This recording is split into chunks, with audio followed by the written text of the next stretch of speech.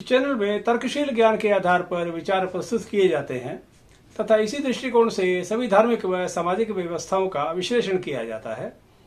यह एक वैचारिक क्रांति का सूत्रपात है। आज हम इस्लाम की उग्र विचारधारा के विकास में उसके धर्मगुरुओं की भूमिका की चर्चा करेंगे।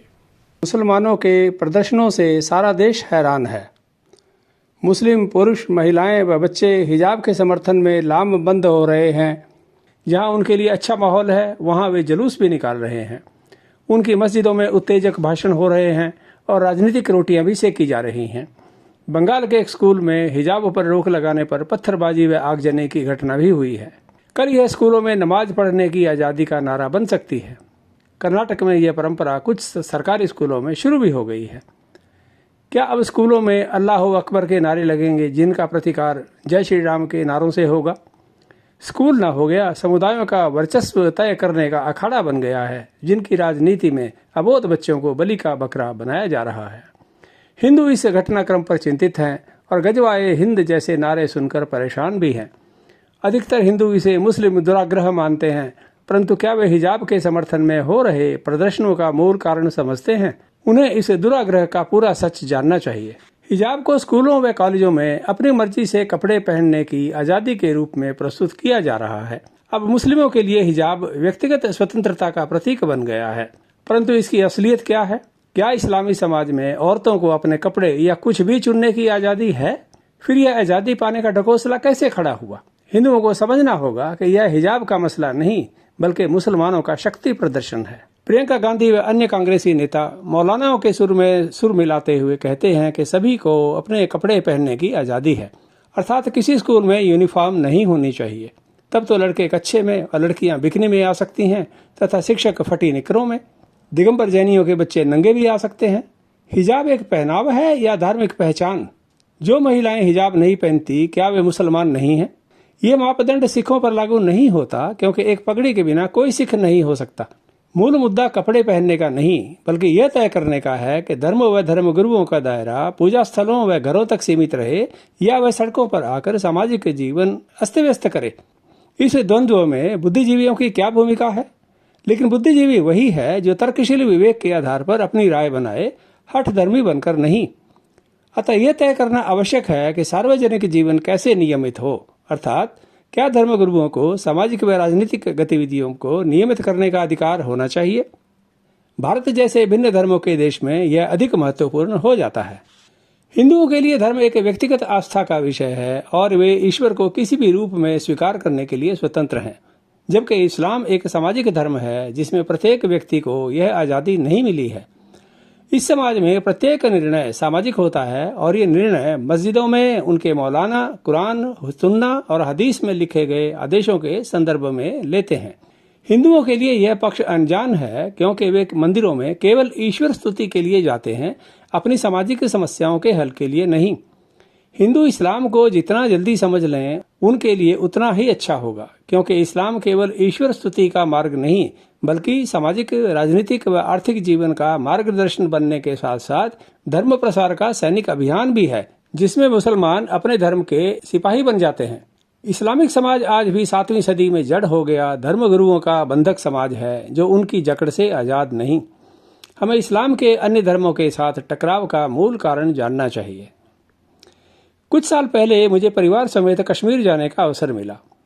एक दिन हमने टैक्सी से श्रीनगर से अनंतनाग की यात्रा की और उसी दिन लौटने का कार्यक्रम था। शुक्रवार का दिन था। अनंतनाग में दोपहर होने पर टैक्सी चालक ने हमें एक होटल में छोड़ दिया और कहा कि वह दोपहर की नमाज पढ़कर लौट आएगा। ये हमारे लिए एक नया अनुभव था। क्या कोई हिंदू ड्राइवर अपना काम छोड़कर किसी दूसरे शहर में उस समय मंदिर में जाने की सोचेगा? क्या उसे वहां सामाजिक व राजनीतिक स्थिति पर विचार विमर्श करने का अवसर प्राप्त होगा?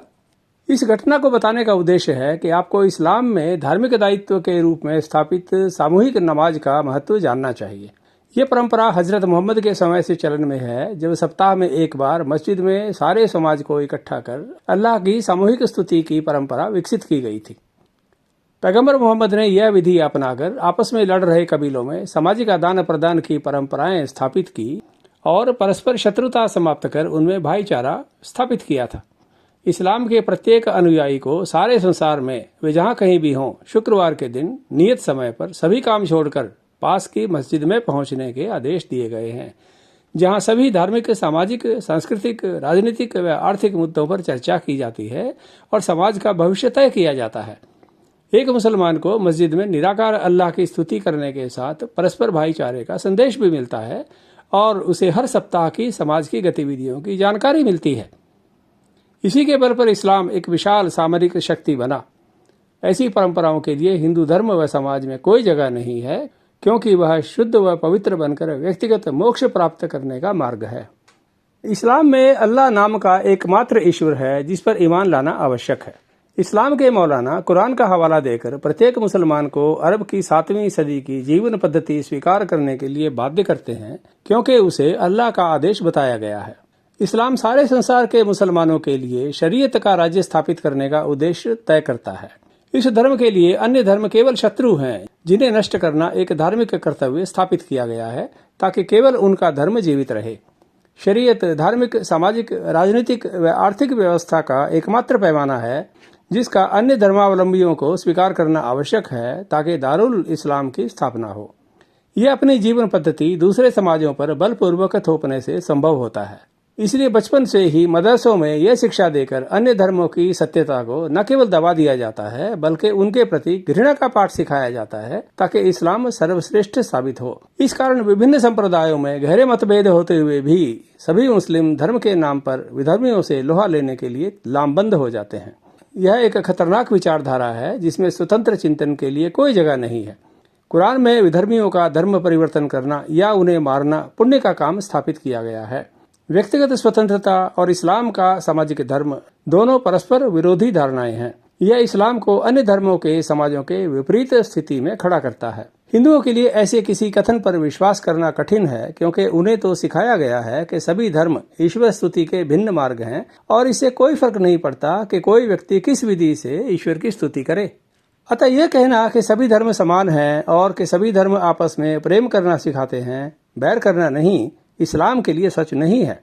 यही धारणा इस्लाम की शक्ति बनी है जिसके बलबूते वह उग्र बनकर एक विश्व धर्म बना और एक कमजोरी भी, क्योंकि यही उसके अनुयायियों को धर्मांध बनाकर उनकी बुद्धि को कुंठित करती है और उनके मस्तिष्क में अंधभक्ति का चश्मा नहीं उतरने देती। धर्मगुरुओं के कठोर नियंत्रण के कारण मुस्लिम समाजों में कोई परिवर्तन, किसी नए विचार का प्रादुर्भाव, कोई प्रगति संभव नहीं है, क्योंकि उसके लिए मस्तिष्क का स्वच्छंद वातावरण होना आवश्यक है।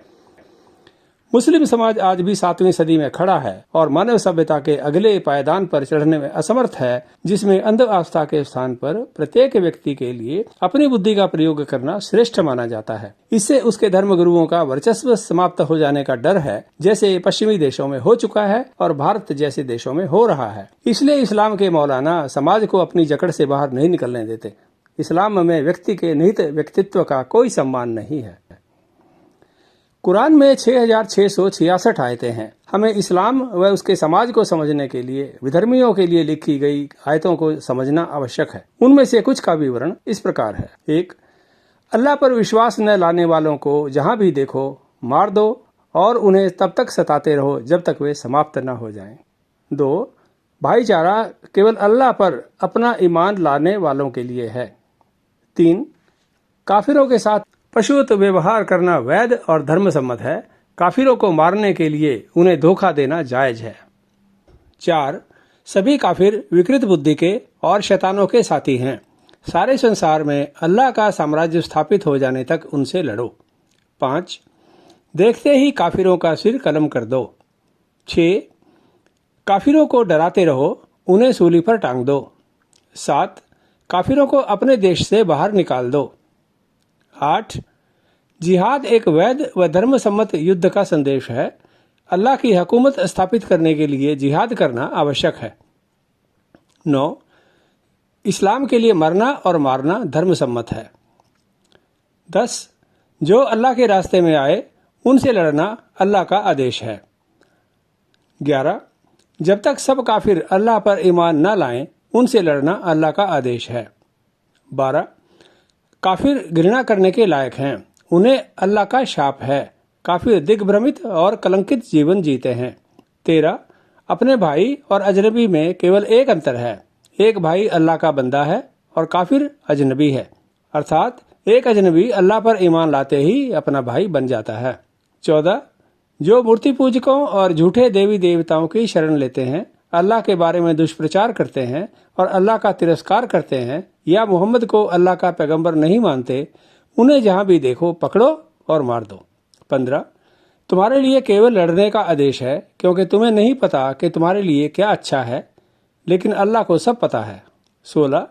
जो अल्लाह पर ईमान नहीं लाते और इस्लाम कबूल नहीं करते, वह उन पर अंतहीन पीड़ा लेकर आता है, कोई उनकी मदद नहीं करेगा। 17. इस्लाम पर विश्वास नहीं करने वालों के दिल में आतंक फैला दो, क्योंकि वे अल्लाह का साथ नहीं दे रहे हैं। 18. अल्लाह के लिए मरने वालों को शहीद कहा जाएगा और जो उनका रास्ता रोकते हैं उन्हें मरना ही चाहिए। 19. जो अल्लाह पर अपना ईमान छोड़ देते हैं, उन्हें पकड़ लो और उनका कत्ल कर दो, उन्हें अपना मित्र मत बनाओ। 20. इस्लाम पर विश्वास नहीं लाने वालों के दिलों में आतंक भर दो। 21. जब तक अल्लाह पर ईमान न लाने वाले जिंदा रहें, तब तक उनसे लड़ते रहो। अल्लाह का कोई प्रतिद्वंद्वी जीवित नहीं बचना चाहिए। 22. अल्लाह पर ईमान नहीं लाने वालों को भागते हुए घोड़ों के पैरों से बांध दो, ताकि उनमें भय पैदा हो। 23. पवित्र महीना गुजर जाने के बाद जहाँ भी मूर्ति पूजकों को देखो, उन्हें इस्लाम कबूल करने को कहो। यदि वे न माने तो उन्हें मौत की नींद सुला दो या उन्हें बंदी बना लो। यदि वे पछतावा करें तो उन्हें छोड़ दो या उनसे जजिया लेकर उन्हें अपना जीवन जीने के लिए छोड़ दो। 24. गैर मुस्लिमों से आदेश मत स्वीकार करो, वे अच्छे मित्र नहीं हैं। 25. अल्लाह में ईमान नहीं रखने वालों से कयामत तक लड़ो, यदि वे धर्म पुस्तक वाले लोग हों तब भी, क्योंकि केवल इस्लाम सब धर्मों से श्रेष्ठ है, अर्थात यह हिंदुओं, सिखों और ईसाइयों के लिए एक स्पष्ट संदेश है। 24. इस्लाम को अन्य धर्मों पर विजय पाने का अधिकार अल्लाह ने दिया है, अर्थात यह कुरान का एक स्पष्ट राजनीतिक संदेश है। 27. अल्लाह के शत्रुओं के घरों को नर्क बना दो। 28. काफिरों की एक भी आवाज मत सुनो, बल्कि उनके साथ कड़ाई से पेश आओ, उनके खिलाफ जिहाद करना ही उचित मार्ग है। 29. जो अल्लाह पर ईमान नहीं लाते वे झूठे हैं और जो ईमान लाते हैं वे सच्चे हैं, अतः झूठे काफिरों को मार दो और जो जख्मी हो जाएं उन्हें फिरौती के लिए पकड़ लो, क्योंकि अल्लाह की यही मर्जी है। यह काम अल्लाह स्वयं भी किसी के बिना कर सकता है, परंतु वह तुम्हें अपनी वफादारी दिखाने का एक मौका देता है। 30. मोहम्मद अल्लाह का पैगंबर है और उसके साथी काफिरों के लिए क्रूर और निर्दयी हैं, परंतु वह मोमिनों के लिए दयावान है। 31. अल्लाह पर ईमान न लाने वाले व अन्य धर्म पुस्तक मानने वाले लोग व मूर्ति पूजक सदा के लिए नरक की आग में जलेंगे। वे इस पृथ्वी पर सबसे कमीने और बदजात प्राणी हैं। इस चर्चा में हमें इस्लाम की धर्म व्यवस्था में अन्य धर्मावलंबियों का स्थान पता चला है। यह उन बुद्धिजीवियों के लिए एक कटु संदेश है जो इस्लाम को हिंदू व बौद्ध धर्मों की तरह एक उदार व शांतिपूर्ण धर्म समझते हैं। इससे यह भी स्पष्ट होता है कि CAA या हिजाब जैसे मुद्दों पर क्यों बवाल खड़ा किया जाता है। आज हिंदू यह स्थिति देखकर क्षुब्ध हैं कि उनके एकमात्र देश में उनके ही बुद्धिजीवी व नेता उनके प्रति घृणा फैला रहे हैं। हम अगले एपिसोड में जानेंगे कि मौलाना इस्लाम का वर्चस्व स्थापित करने के लिए किस प्रकार मुसलमानों को भ्रमित कर अपने धर्म की कुटिल व्याख्या स्थापित कर रहे हैं। धन्यवाद।